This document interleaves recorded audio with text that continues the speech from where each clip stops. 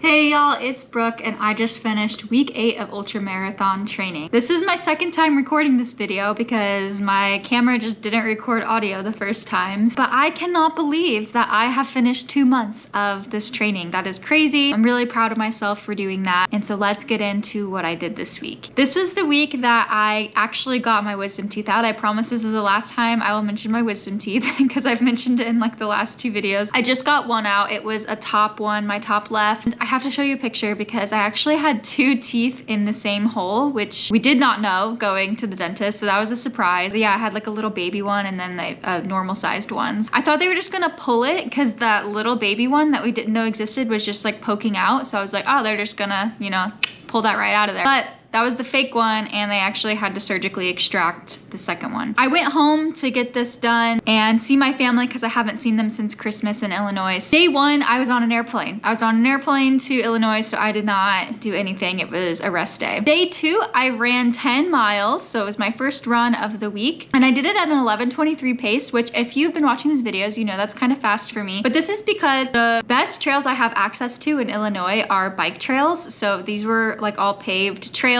We have a really great trail system back in Illinois. I was only supposed to do 8 miles, but since I was getting my wisdom tooth out that afternoon, I was like, I'm just gonna do a couple extra miles and then hopefully I can kind of take it easy the rest of the week, which was true. So then I got my wisdom tooth out that afternoon. I was instructed not to do anything for 2 days, which is really important. If you're a runner getting your wisdom teeth out, please listen to the doctor and don't run or do exercise that elevates your heart rate too much because you can get a dry socket, which are very painful. So I took that very seriously and I did not do any running for 2 days. That brings us all the way to day 6 when I did a 4-mile run. My 4-mile run was also pretty fast at a 10:17 pace. I was able to do 4 miles, like I said, because I did 10 the previous day and I loved that so much. I will continue to do that, I think, in my training. Do like kind of a big day on day 1 so that the second run of the week can be pretty short, like around an hour would be amazing. Mentally, I don't know why that did it for me, but I was like, this is the best ever. So I did my little short 4-mile run and it was great and I felt good. All of these runs I felt pretty good. And then day 7 I did my long run, which was 12 miles. I don't usually do back-to-back run days just so I can recover. Since I was, you know, visiting family kind of on a little vacation, I had to alter my schedule a little bit. I also didn't really do anything else training wise this week, like no cross training, no hiking, all that kind of stuff because I was busy. So